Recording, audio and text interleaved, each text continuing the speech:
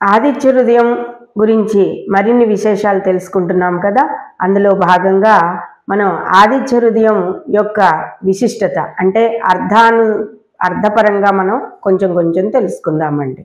మామూలుగా మనకి లలితా సహస్రంలో కూడా, అలాగే అష్టోత్తరంలో కూడా, లక్ష్మీ సహస్రంలో కూడా, అలాగే మనకి మంత్రపుష్పంలో కూడా, మరి ఇంకా ఎటు చూసినా కూడా ఈ సూర్యుడి యొక్క ప్రస్తావన కనబడుతూనే ఉంటుంది.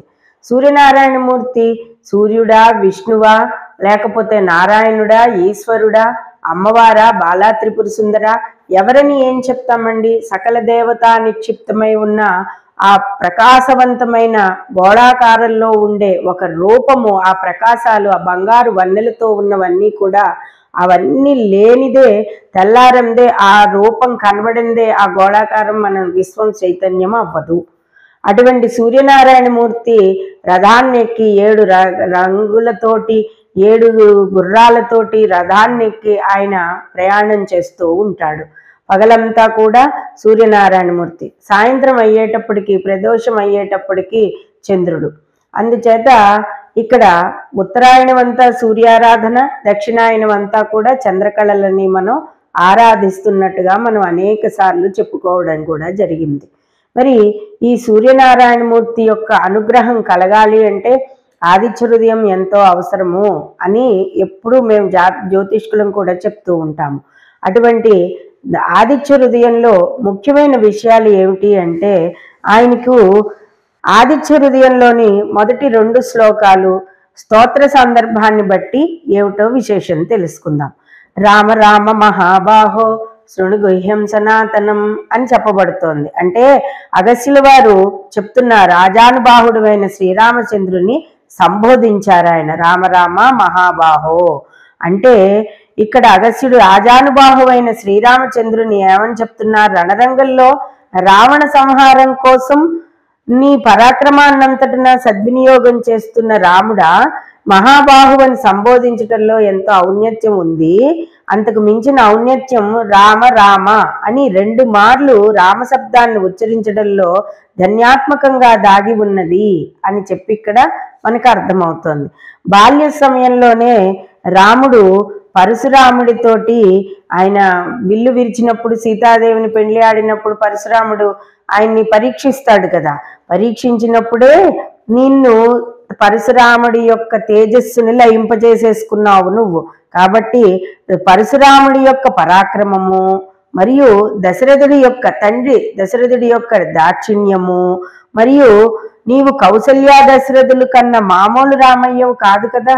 నువ్వు సాక్షాత్తు శ్రీమన్నారాయణ స్వరూపుడివైన చతుర్బాహువైన శ్రీ మహావిష్ణువు తేజస్సుతో వెలుగొందుతూ మా ఎదురుగా ఉన్న రాముడివి నువ్వు. ఈ త్రేతాయుగమందు నీ వంటి మూర్తిని మేము దర్శించుకోవడం చాలా విశేషము అని చెప్పబడుతోంది. ఎదుట నిలబడి ఉన్న శత్రువు దశకంధరుడు, అతనికి 20 చేతులు ఉన్నాయి. అన్ని బాహువులున్నా రామచంద్రుని 2 బాహువులలో ఉన్న మహత్యము అతనిలో లేదు కదా. భూర్భువ సువర్లోకాలను మించినది మహర్లోకము కదా. ఆదిత్యుడు ఈ మహర్లోకానికి అధిపతి. మహ ఇతి బ్రహ్మ అంటోంది తైత్రీయ సూక్తిని బట్టి. పరబ్రహ్మ యొక్క బాహుపరాక్రమం అంతా కూడా రామునిలోనే ఉన్నదని మహాబాహు అనే ఈ సంబోధన తెలియబరుస్తున్నది. రామ రామ 2 సార్లు చెప్పి మహాబాహో అన్న అర్థానికి అగస్త్యుడు అలా సంబోధించడానికి కారణం ఏమిటి అంటే, ఇదంతా కూడా వివరణ ఈ ఆదిత్య హృదయంలో చెప్పబడుతోంది. మరియు 4వ శ్లోకంలో ఏమని చెప్పబడుతోంది? స్తోత్ర ప్రాశస్యం అంతా కూడా చెప్పబడుతోంది. తర్వాత ఆదిత్య హృదయం పరమపావనమైన స్తోత్రమని, అంతఃశత్రువులను బహిశత్రువులను కూడా నశింపచేస్తుందని, ఈ స్తోత్రంలో అంతటి శక్తి ఉన్నదని కూడా మనకి చెప్పబడుతోంది. తరువాత కాలంలో మంగళకరమైన వస్తువులన్నింటికీ కూడా మాంగళ్యాన్ని ప్రసాదించగలిగే శక్తి కూడా ఈ సూర్యకిరణాలకు ఉన్నాయి.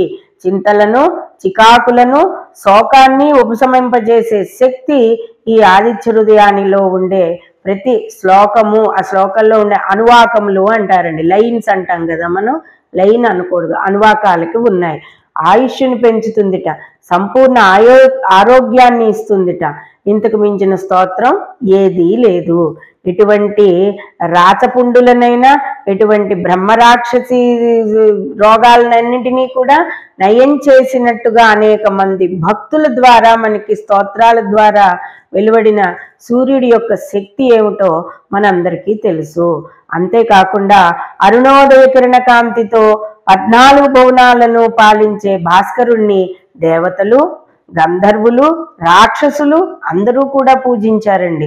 ఆయన్ని పూజించని దేవతలు ఎవరైనా ఉన్నారంటే ఎవరైనా లేరా అంటే ఎవరైనా చెప్పలేము. ఎందుకంటే అందరూ ప్రతి ఒక్కళ్ళు 14 లోకాల జనులు కూడా ఆయన లేనిదే మనకి రోజు గడవదు. సూర్యుడు ఉండాలి, సూర్యుడి ద్వారానే మనకి చైతన్యం కలగాలి. అలాగే ఉదయించగానే అర్ఘ్యపాద్యులతో అంజలి ఘటిస్తూ ఉంటాము, సాష్టాంగ నమస్కారాలు చేస్తాము. ఎవరైనా కర్మసాక్షి ఎవరు అంటే మనకి కలియుగంలో ఆయన సూర్య భగవానుడేనండి. మనం భగవంతుడు చూడట్లేదు అని అనుకుంటాం కదా, చూస్తాడు. ఆయన ప్రతిదీ చూస్తాడు. సూర్యుడు, చంద్రుడు, పంచభూతాలు ఇవెప్పుడు మనల్ని, మనం చేసే తప్పుడు ఆలోచనల్ని, అంతరంగంలో ఉండే ఆలోచనల్ని, మస్తిష్కంలో ఉండే తప్పుడు ఆలోచనలు అన్నింటినీ కూడా మనకి ఆయన చూస్తూ ఉంటాడు అన్నది మాత్రం తెలుసుకోవాలి. తర్వాత ఇందులో కొన్ని ఉన్నాయండి. ఈ ఆదిత్య హృదయానికి అంగన్యాసం, కరన్యాసం అవి లేవు, మహన్యాసం ఏది అని అనుకుంటారు. ఎందుకంటే ఇప్పుడు మీకు ఒక ఉదాహరణకి చెప్తాను. లలితా స్తోత్రంలోనూ మనకి లలిత విష్ణు సహస్రంలో కూడా అంగన్యాస, కరన్యాస లైన్లు కొన్ని మనకి చెప్తూ ఉంటారు. అలాంటివి ఇందులో లేవా అంటే అవి కూడా ఉన్నాయట. ఎలా ఉన్నాయట? రశ్మి మంతం సముద్యంతం దేవాసుర నమస్కృతం వివస్వంతం భాస్కరం భువనేశ్వరం. మనకి ఆ లైన్లలో ఇవన్నీ కూడా 6 పదాలు అంగన్యాస కరన్యాసాలతో కూడా సూచిస్తూ ఉంటాయి. ఆదిత్య హృదయం అనే మంత్రానికే ఇది న్యాస భాగము అని చెప్పబడుతోంది. తర్వాత భాస్కరుణ్ణి ఉపాసించవలసింది. ఉపదేశం చేసిన తర్వాత సకల దేవతలు ఈ సూర్యనారాయణ మూర్తిలోనే మూర్తిభవించి ఉన్నారని అగస్త్య మహర్షులు వారు రాముల వారికి చెప్తారు. కిరణ కరణములతో తేజోమూర్తిగా భాసిల్లే ఆ సూర్యనారాయణ మూర్తి సకల దేవతా స్వరూపుడు.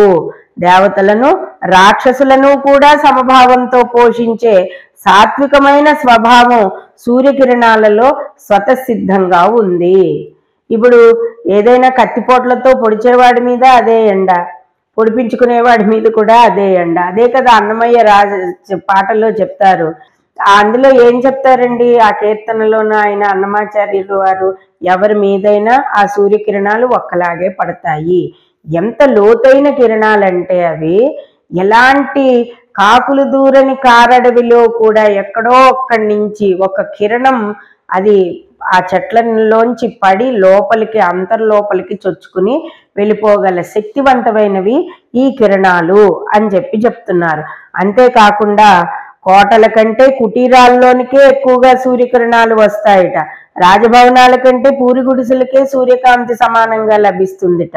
అందుకే బ్రహ్మ, విష్ణువు, శివుడు ముగ్గురు కూడా సూర్యకాంతిలోనే ఉన్నారు. ఈయన త్రిమూర్త్యాత్మక స్వరూపమని ఇక్కడ స్పష్టంగా మనకి చెప్పబడుతోంది. తర్వాత వాన కురిపించేవాడు ఇంద్రుడైతే సూర్యుని సహకారం లేనిదే ఇంద్రుడు కూడా వాన కురిపించలేడు కదా. ఈయన ఈ దక్షిణాయనంలో వచ్చే వర్షాలని వాటిల్ని మొత్తం అంతా ఆవిరి రూపంలో ఆయన తీసుకుని ఈ ఉత్తరాయణం అంతా గ్రహించుకుని మనకి దక్షిణాయనంలో వర్షాలు అవి ఇచ్చి పంటలు అవి పండేలాగా చేస్తారు. అందుకని అతి శక్తివంతమైనది ఈ సూర్యచంద్రుల కలయికైన చంద్రమానాన్ని అనుసరించి వచ్చే అమావాస్య చాలా విశేషమైనది. కాబట్టి అటు దేవతలకు ఇటు పితృదేవతలకు కూడా చాలా విశేషమైన పూజలు మనం చేసుకుంటూ ఉంటాం. అంతేకాకుండా రశ్మి యొక్క సహకారంతోనే అన్ని పనులు కూడా మనం యథావిధిగా చేసుకుంటాం. ఆదిదేవుడైన సూర్యుడికి ఆదిత్య అనే నామం చాలా సార్థకమైనది. ఆయన సూర్యకిరణాలు చొరరాని చోటులో కూడా చొచ్చుకొని పోతాయి కాబట్టే సూర్యనామం చాలా విశేషమైనది. అంటే ఎంతటి పనినైనా సరే ఆ సూర్య అనే పేరు గలవాళ్ళు కానీ ఆ సూర్యనామాన్ని తలుచుకుంటే గానీ మనం ఎంత క్లిష్టతరమైన కష్టతరమైన పనైనా సరే సాధించుకు రాగలము అని చెప్తారు.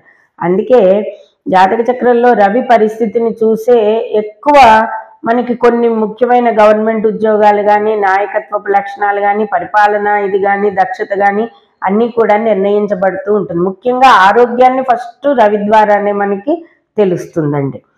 తర్వాత ఇంకొకటి ఏమిటి చెప్తున్నారు, సప్తసప్తి. ఆయన గుర్రాలు 7 గుర్రాలు, సప్తసప్తి. రథసప్తమి సూర్యకాంతి సర్వలోక పర్వంగా ప్రజ్వలిస్తుంటే రథసప్తమి మాత్రం సూర్యపర్వంగా మాత్రమే పూర్తిగా ఇది ఆయన యొక్క పండుగగానే చెప్పబడింది. మనం సూర్య జయంతి అని ఈ మధ్య ఎవరో అన్నారండి, లాస్ట్ ఇయర్ రథసప్తమి. సూర్య జయంతి రథ జయంతి కాదండి. మన పండుగలన్నీ కూడా విశేషమైనవి కాబట్టి దేవతలందరూ ఏ తిథిని అనుసరించి వారి ఆవిర్భావం జరిగిందో, వారి యొక్క ప్రాశస్యం లోకానికి తెలియబడిందో ఆ తిథిని అనుసరించే మనం పండుగలు జరుపుకోవాలి. లేకపోతే ఏదో మనుషులకి ఆపాదించినట్టు జయంతులు, వాళ్ళేమో మొత్తం అవతారం చాలించినప్పుడు వర్ధంతులని ఇలాంటి మాటలతోటి మాట్లాడకూడదండి. ఇది చాలా తప్పు.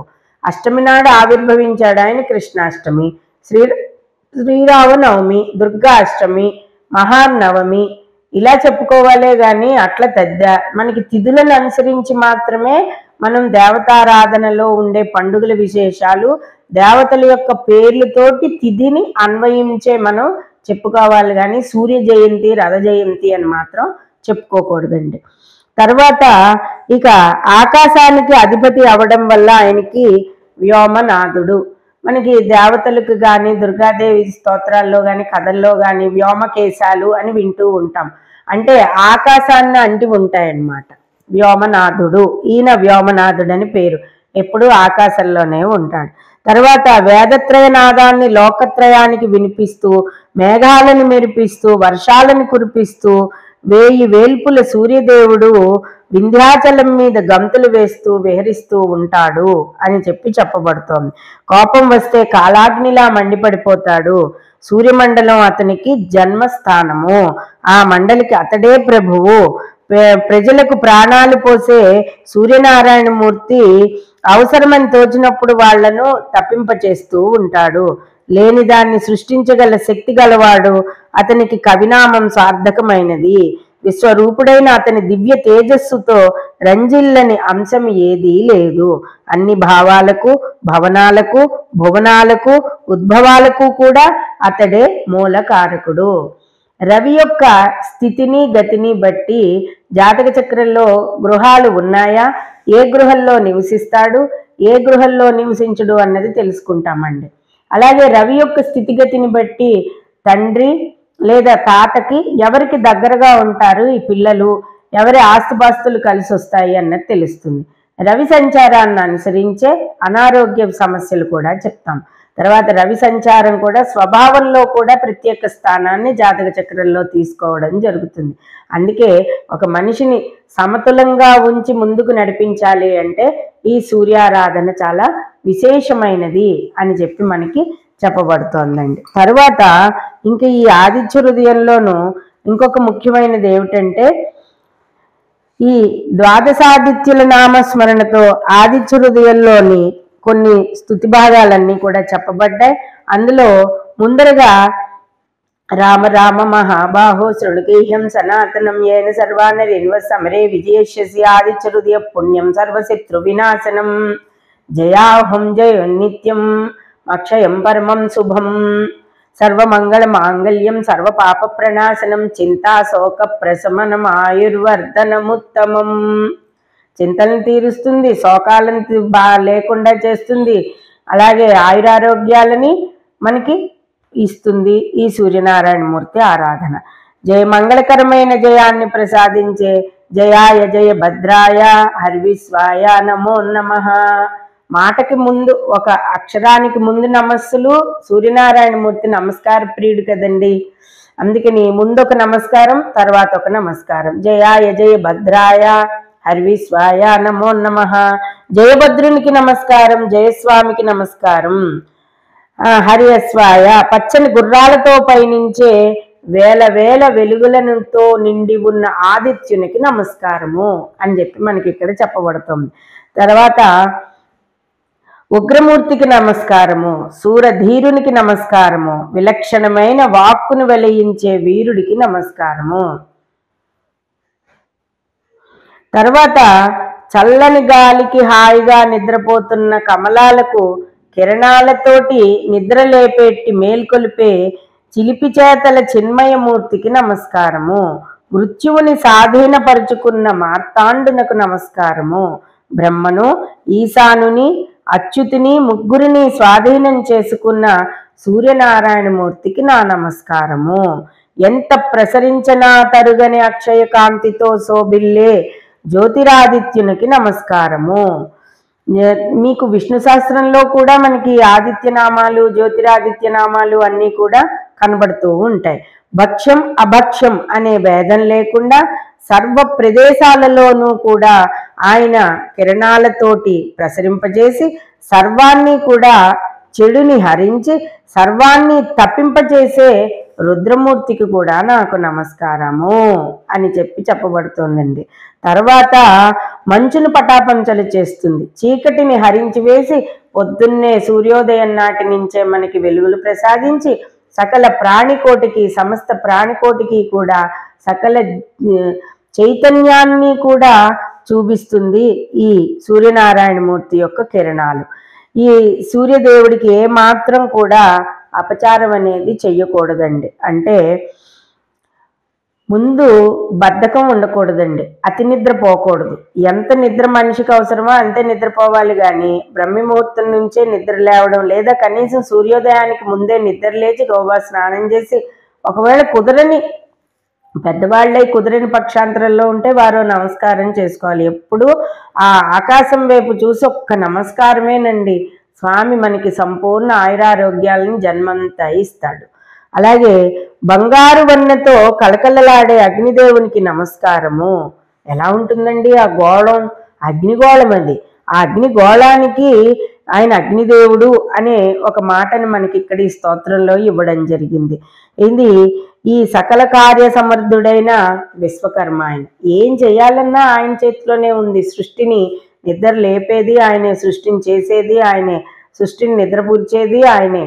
అంచేత అటువంటి సూర్యనారాయణమూర్తికి నమస్కారము అని చెప్పి లోకసాక్షి ఆయన, లోకాలకే సాక్షి. ఎవరయ్యా నువ్వు చేసే పనులకి సాక్ష్యం? వీడిని ఎవ్వరూ పట్టుకోవట్లేదంటే ఏదో అప్పుడు వాడు చెడ్డ పనులు చేసి దొరికి వాడు అలా ఉన్నాడు, తప్పుడు పనులు చేసిన వాడు దొరికాడు అంటే అది లోకసాక్షి వల్లేనని చెప్పి మనం చెప్పుకోవచ్చు. తర్వాత వేడివేడి కిరణాలతోటి మార్చివేస్తాడు, చల్లని వర్షంతో కూడా మనల్ని కురిపించి మనల్ని చల్లబరుస్తాడు. సకల ప్రాణులను నశింపచేసి మళ్ళీ సృష్టించే శక్తి గల ప్రభాకరుని ఎవరు అంటే సూర్యనారాయణమూర్తి. మనం నిద్రపోయినా మనలో అతడు మేల్కొనే ఉంటాడు. అగ్నే త్వం సుజాగ్రహి వయం సుమందిసీమహి అని చెప్తోంది శృతిగీత. అలాగే సర్వకాల సర్వావస్థలయందు కూడా మనకి తోడుగా నీడుగా ఉండే ఆదిత్య రూపం సర్వదా మనకి ఎల్లవేళలా ఆ సూర్యనారాయణమూర్తి మనం ఆరాధించే ప్రత్యక్ష దైవము. మనం వేదాలు చదువుతున్నా, క్రతువులు చేస్తున్నా, యజ్ఞయాగాదులు చేస్తున్నా, పాప పనులు చేస్తున్నా, సత్ఫలితాలను పొందే కార్యకలాపాలను చేస్తున్నా, అన్నింటికీ కూడా అంతరాత్మ వలె మన చెంతనుండేవాడే సూర్యనారాయణమూర్తి. ఇది రుద్ర నమక చమకాలకి సమానమైనది ఈ ఆదిత్య హృదయము. అందుకే శివ పంచాయతనంలో శంకరాచార్యుల వారు ఈ సూర్యుడిని కూడా పెట్టారు. ఎందుకంటే ఆయన చిన్నతనం నుంచే చూశారు. వైష్ణవులు మేము ఈ శాక్తేయులమని, తర్వాత గాణపత్యమని, సౌర్యులమని, ఇలా ఎవరికి వాళ్ళు ఏ మతం మాది గొప్పదంటే మాది గొప్పదని కొట్టుకుంటున్నప్పుడు ఎవరు కొట్టుకోలేదని శివుణ్ణి పెట్టి, అమ్మవారిని పెట్టి, సుబ్రహ్మణ్యేశ్వర స్వామిని పెట్టి, ఇలా షణ్మతాలని కూడా ఒక చోట తీర్చి చక్కగా అందరికీ కూడా ఒకేసారి పూజ చేసుకునే భాగ్యాన్ని కలిగించారు ఆదిశంకర్ల వారు. ఎన్ని చెయ్యండి, మీరు ఎన్ని హోమాలు చెయ్యండి, ఎంతమంది జ్యోతిష్కుల దగ్గరికి వెళ్ళండి, ఇవన్నీ కాదండి. పొద్దున్నే లేచారా, స్నానం చేశారా, సూర్యనారాయణమూర్తి ముందు నిలబడి అర్ఘ్యపాద్యాలు ఇచ్చారా, అలాగే ఆదిత్య హృదయం చదువుకున్నారా? ఇది ముఖ్యమండి. ఇది చాలా ముఖ్యం. ఆదివారం నాడు ఇవేమి చేయకుండా తెల్లారగట్లే కార్లు ఎక్కి మనం ఎక్కడికక్కడికో వెళ్ళిపోతూ ఉంటాం. ఆ రోజునే ప్రత్యేక పార్టీలు పెట్టుకుంటాం. ఆ రోజునే నిద్ర లేటుగా లేచి సండే కదండి అని కనీసం ఇల్లు తుడుచుకునే అవకాశం కూడా లేకుండా నిద్ర మంచాల మీదే ఉంటాం. అందుకని స్త్రీలందరికీ నా విన్నపం ఏంటంటే, మగవాళ్ళు పోని మాట విన్నా వినకపోయినా, పిల్లలు విన్నా వినకపోయినా, కనీసం స్త్రీలన్నా సరే ఆ రోజుని నియమాలు పాటిస్తూ ఈ ఆదివారాలు చెయ్యండి. మీ సంతతి అభివృద్ధిలో ఉంటుంది. విదేశాల్లో ఉన్న మీ సంతతి అందరూ కూడా సంతోషంగా, ఆరోగ్యంగా, ఆనందంగా ఉంటారు. ఇలాగ ఆదిత్య హృదయంలో విశేషాలన్నీ కూడా ఇంతా అంతా కాదండి. అటువంటి విశేషమైన ఆదిత్య హృదయాన్ని రాముల వారు పఠించి అగస్త్య మహర్షి ఉత్తర్వు మేరకు ఆయన చదివి దానితోటి రాముల వారిని అన్నది కట్ దాని తర్వాత రావణాసురుణ్ణి వధించి ఆయన ఆదిత్య హృదయం ద్వారా చాలా విజయం పొందారు. కాబట్టి వాల్మీకి మహర్షి రామాయణంలో మొత్తంలో ఇది చాలా విశేషమైన ఘట్టము. కాబట్టి ప్రతి ఒక్కరూ కూడా సుందరకాండ ఎంత గొప్పదో అందులో ఆదిత్య హృదయం కూడా అంతే గొప్పది. సుందరకాండ ప్రారంభంలోనూ తతో రావణ నీతాయ అని ప్రారంభం అవుతూ ఉంటుంది.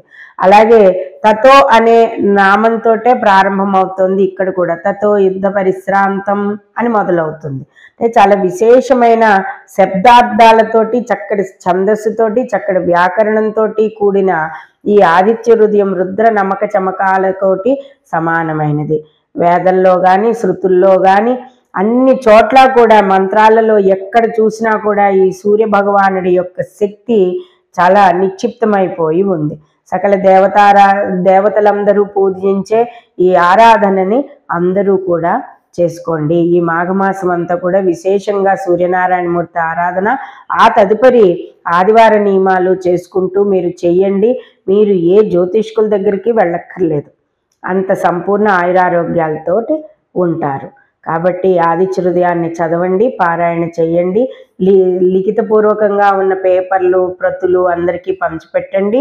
ఆదివారం వస్తే నియమంగా ఉండండి. స్వస్తి.